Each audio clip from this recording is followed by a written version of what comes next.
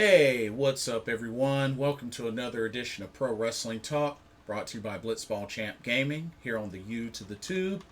I'm your host, Blitzball Champ Jason Ingram. Hope everybody is doing well. Pardon me. So, WrestleMania 38 Night 1 is officially in the books, so I wanted to do a quick recap, give my thoughts on Night 1 of a two-night WrestleMania 38.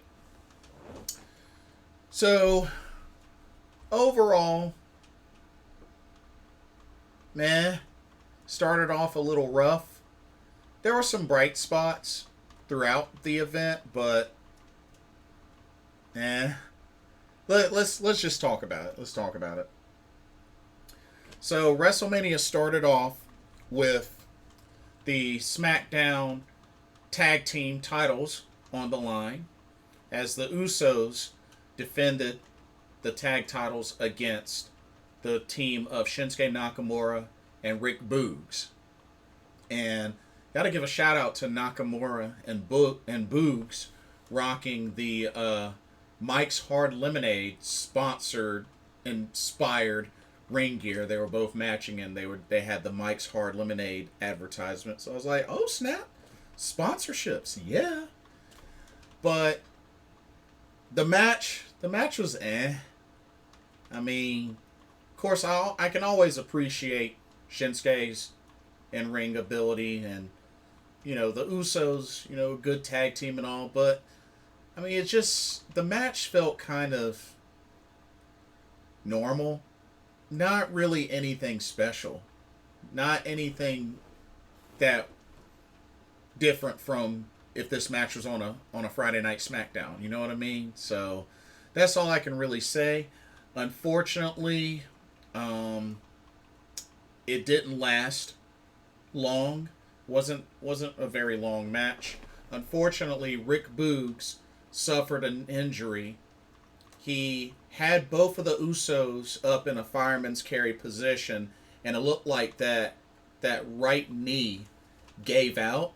I don't know if it just totally gave out or it snapped or whatnot, but apparently he had to be carried out after the match and was not able to finish the match, and pretty much Shinsuke had to take over. I mean, he was able to get to make the tag to Shinsuke, and then he was done.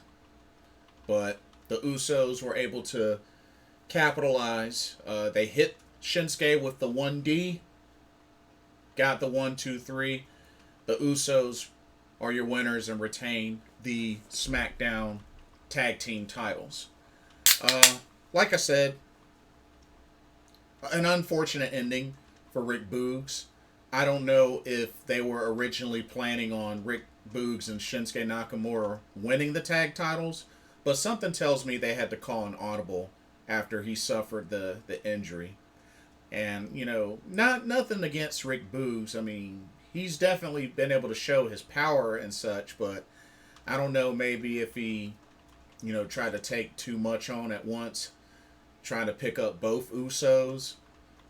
But it's just, you hate to see injuries like that happen, and then they have to change the outcome, or they have to end the match earlier than expected. You know what I mean? So it's just really unfortunate to see that. But hopefully, speedy recovery for Rick Boogs, and yeah, the Usos would have messed with a WrestleMania victory, and they retained the SmackDown tag titles.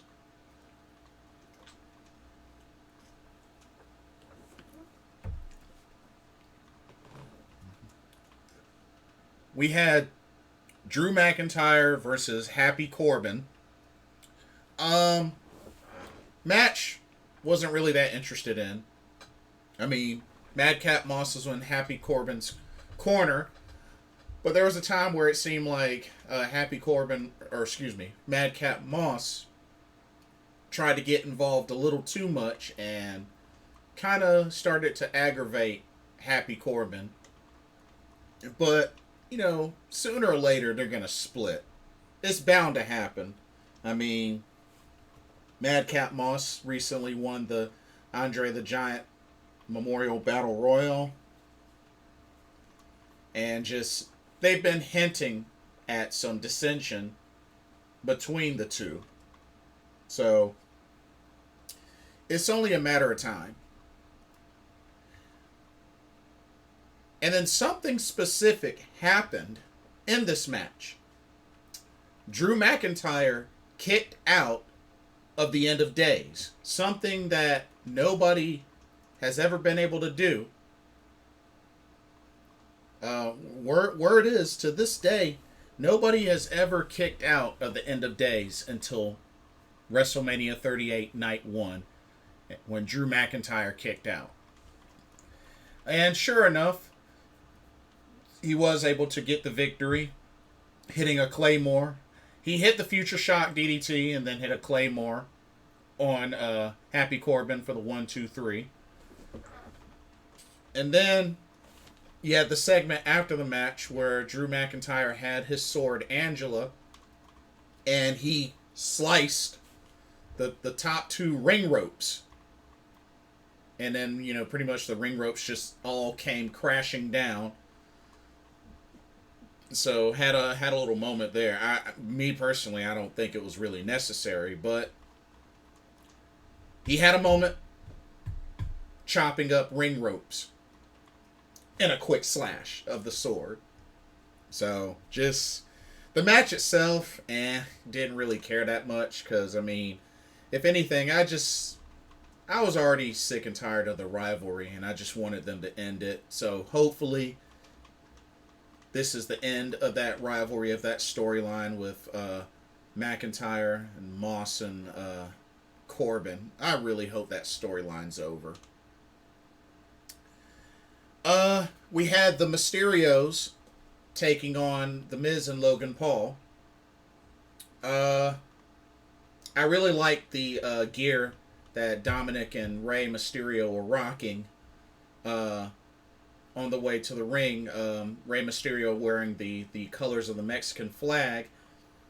And apparently Dominic's ring gear was inspired by, there's apparently a particular ring gear that Eddie Guerrero once wore back when he was still here and he was wrestling in his younger days. And apparently that's where the gear that Dominic wore was inspired from. So I thought that was really cool.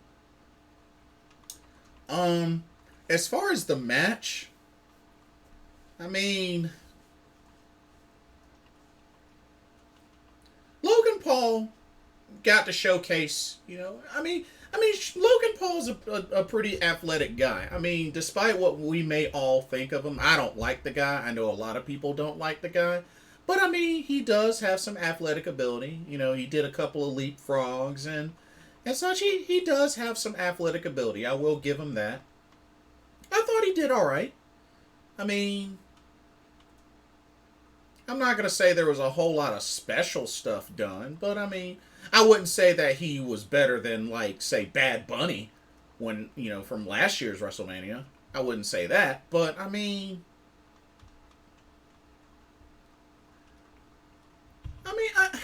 he did okay. I'm not going to say he was trash. I just, he's just somebody that I'm not really interested in. I could care less about Logan Paul, but, he did all right. He did all right.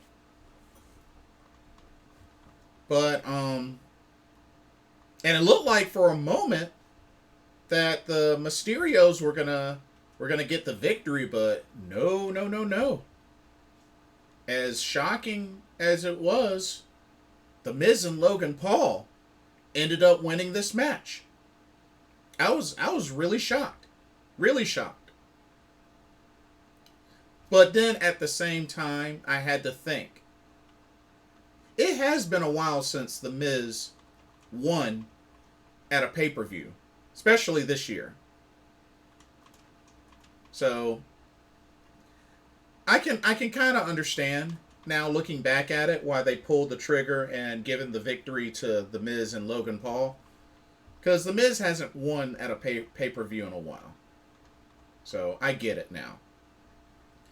But then the unthinkable happened.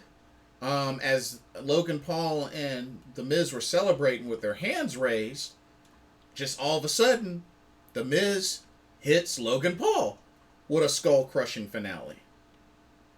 So,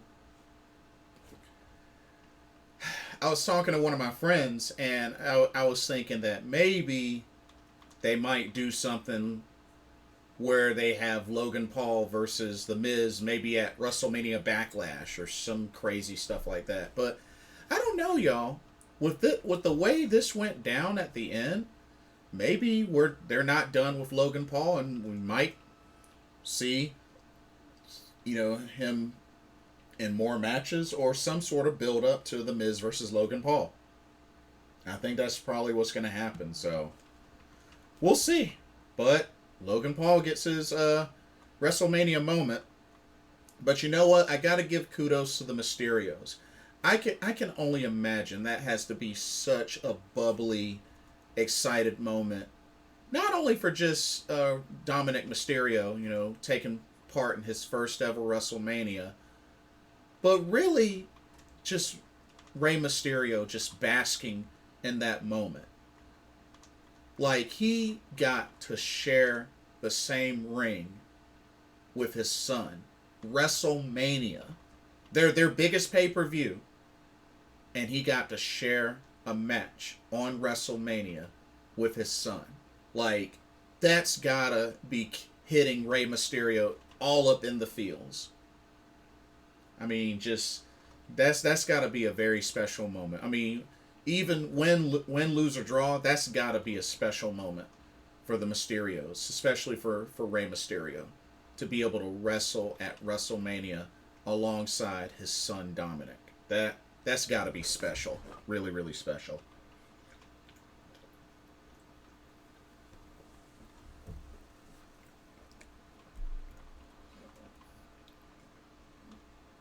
We had the Raw Women's Championship match, which was Becky Lynch defending the title against Bianca Belair.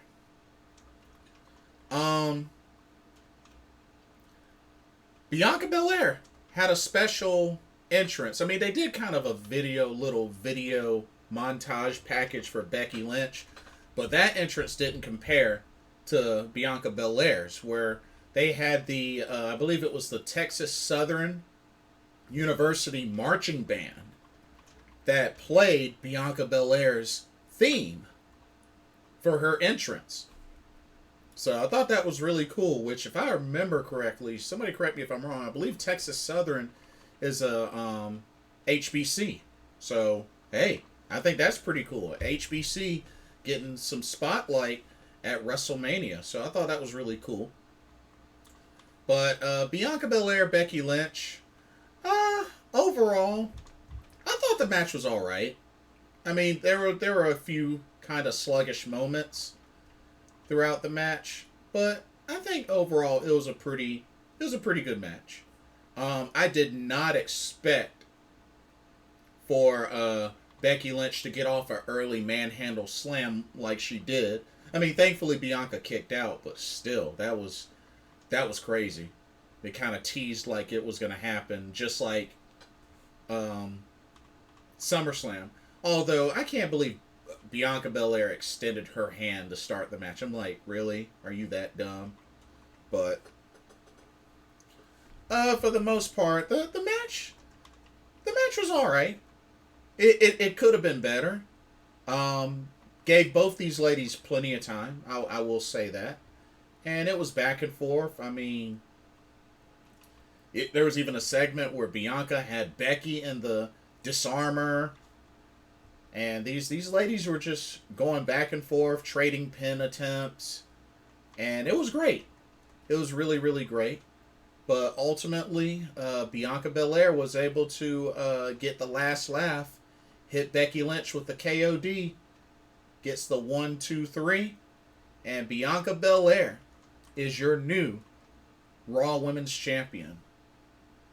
So, she has now held both the SmackDown Women's Championship and now the Raw Women's Championship. So she's held both of those titles to this day. So congratulations to Bianca Belair. Oh man, it would have been nice if she had held the NXT Women's Championship. Then she would be a Triple Crown champion right now. But she hasn't quite hit that yet. The only chance she could do that now is she's got to win the women's tag titles, or if she has another stint in NXT, which I doubt it. But it would have been nice if she had won the NXT Women's Championship. Then she would be a Triple Crown champion right now. But this was definitely the right call. Like I said, they had to redeem themselves from what happened at SummerSlam. So they put a title right back on Bianca. She's the Raw Women's Champion now. So, yeah. And like I said, Becky Lynch has been the champion. I know she was the SmackDown Women's Champion, and in the draft, she swapped belts with Charlotte. But Becky Lynch had been a champion since SummerSlam of last year. So, she had it long enough. She definitely had this title long enough. But, yeah, congratulations to Bianca Belair on becoming the new Raw Women's Champion.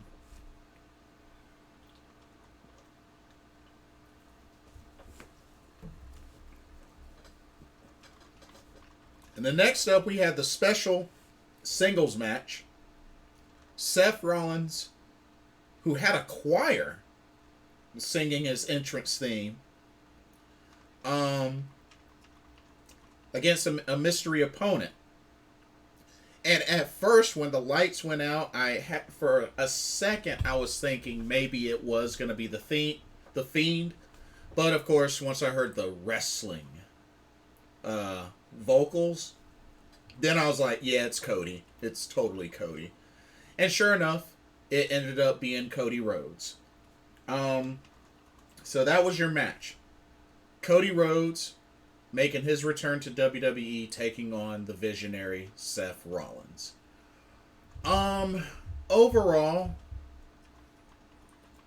this match was alright. It could have been so much better. I thought there were a few moments during this match where it got kind of slow and a little bit boring. But toward the end was when it really picked up. But Cody Rhodes hit a couple of crossroads, did the bionic elbow like his father, did the drop down uppercut like his brother does. And sure enough, Cody Rhodes was able to get the victory and pin Seth Rollins. Now, like I said, it could have been a much better match, but it doesn't surprise me that this ended up being Cody Rhodes as the mystery opponent. What I don't understand is, man, looking at social media, pardon me, I really don't understand the hate that Cody gets. Like, I'm at that point. It's getting kind of ridiculous. The kind of hate that Cody Rhodes gets on social media. Like, somebody explain it to me, because at first it was kind of like, oh well, trying to hopefully turn him heel, and then it's just gotten really, really freaking ridiculous. So I don't know. Somebody explain it to me. Make it make sense to me. I don't get a lot of the hate that Cody Rhodes gets, but it is what it is. But he made his return to WWE at WrestleMania, picked up a victory over Seth Rollins. So, but yes, he is officially signed back with WWE. So it'll be interesting to see what they do with Cody Rhodes in this stint with the WWE. Alright, we had Charlotte Flair versus Ronda Rousey. This was for the SmackDown Women's Championship. Of course, Ronda Rousey won this year's Royal Rumble, and she chose Charlotte Flair as the champion that she wanted to go for, which led to this match. Uh, this match was. I'm not gonna say the match was so much like terrible, but just I wasn't really that interested in it because I'm really not that big of a fan of both of these ladies. I mean, Charlotte is Charlotte, and Ronda Rousey. I just don't really care for. I really don't care for Ronda Rousey, but had a couple of crazy moments. Referee got taken down. There was a moment where Charlotte Flair was tapping, and first of all, hold up. Why are they making it sound like Charlotte Flair has never tapped before? Maybe I missed something, but it seems like they were advertising the idea that Charlotte Flair has never tapped out before, and that's not true. That's not true. So I don't know why they built that up to make it seem like Charlotte Flair, like Ronda Rousey would be the first one to make Charlotte Flair tap out. Like, she's tapped out before. I mean, even when she was, going through an injury, she did tap out to Asuka. And I believe she also tapped out to Sasha Banks once. So she's definitely tapped out before. But anyway, I didn't really like the finish of this match. Charlotte was able to take advantage, with the ref being down, and then her taking out Ronda Rousey, and then the end she just gave her a big boot, just like a boot to the head, and covered her for the 1-2-3. Like, it was such a weak finish. But Charlotte Flair retains the SmackDown Women's Championship.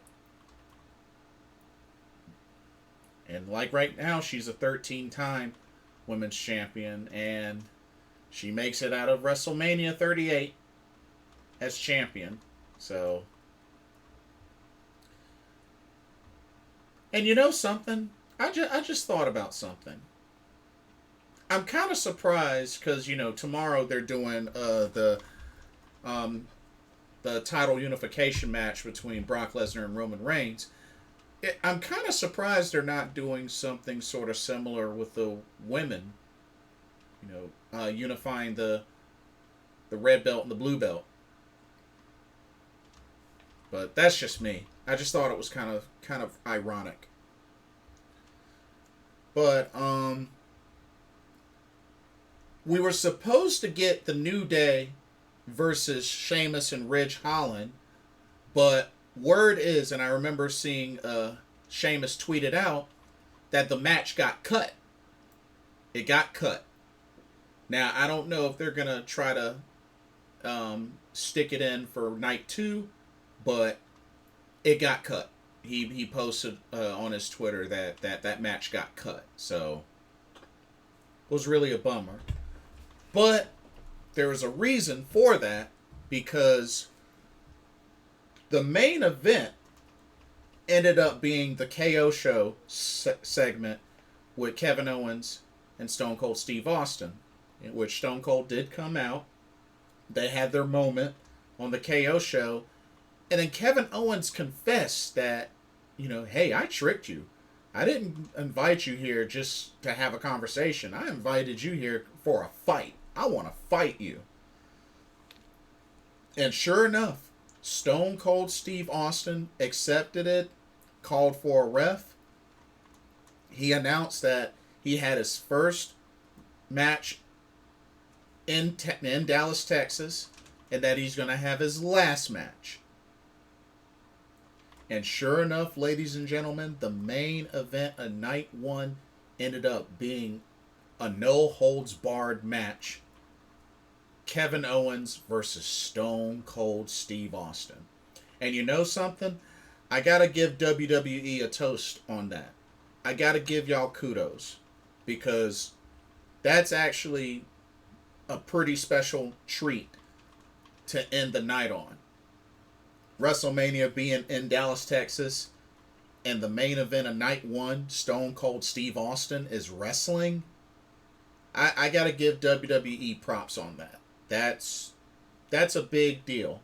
That's a really big deal. So, cheers to that.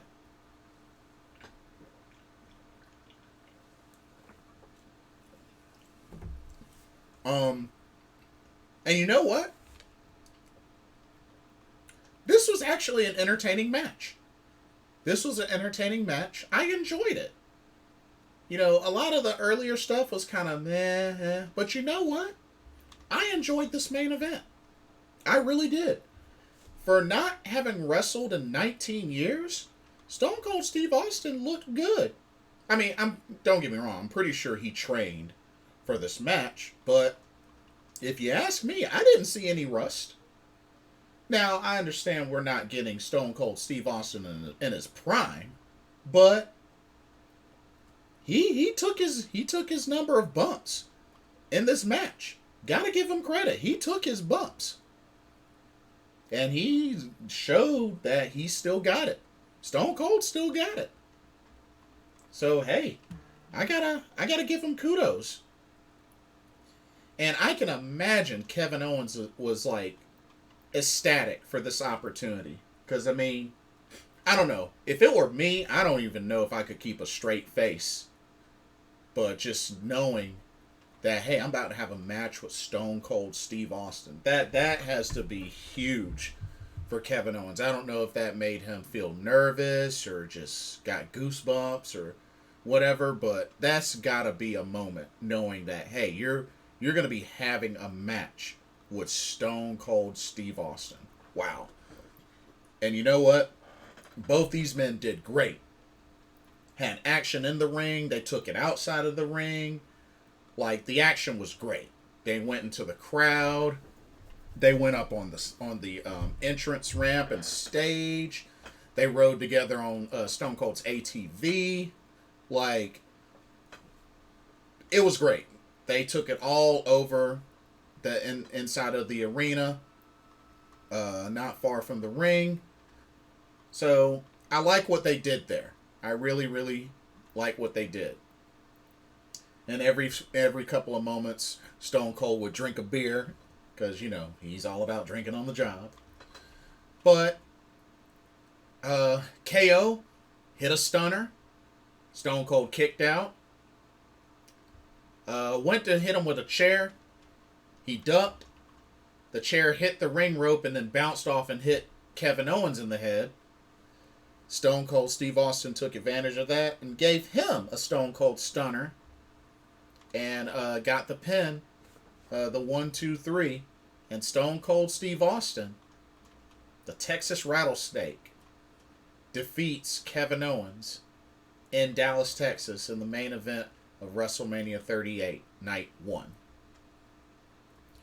And then, of course, he enjoyed a bunch more beer, celebrated with his brother. His brother came in, had a toast with him, had a toast with the referee. Byron Saxton came in and got to toast with Stone Cold, and then, of course, he gave him a stunner. Gave KO one more stunner for the road, and then police escorted him out.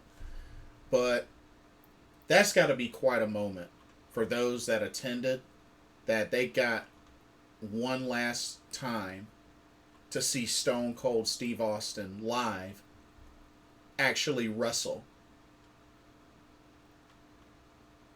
That's got to be big. That's why if nothing else on this card, that main event was a solid main event. That was a good way to end night one. I really think they did a good job with that. Now, night two, like I said, night two, I hopefully will be better. Hopefully will be more entertaining. But overall, night one was eh. Had a great main event, but just mostly eh. But let me know what y'all think. What did y'all think of WrestleMania 38 Night 1? Did you really enjoy the matches? Were you What did you think about the surprise of Cody Rhodes being Seth Rollins' mystery opponent? What did you think about the surprise that we actually ended up getting a match between Stone Cold Steve Austin and Kevin Owens? But yeah, let me know what y'all think. So for night one, we only had one title change. Only had one title change. So yeah, because there were only one.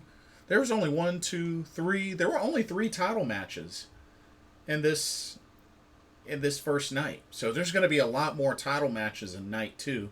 But yeah, just one title change, y'all. So yeah, and that was Bianca Belair. But let me know what y'all's thoughts are, and if you're looking forward to night two. But do look forward to the next video. The next video will be night two. But like, comment, subscribe. Don't forget to hit that notification bell so you don't miss a video. And thank you so much for watching. This has been another Pro Wrestling Talk brought to you by Blitzball Champ Gaming. I'm your host, Blitzball Champ Jason Ingram. And Lord willing, I will see y'all tomorrow for WrestleMania 38 Night 2 recap. Until then, take care and continue to enjoy the weekend. All right. Peace.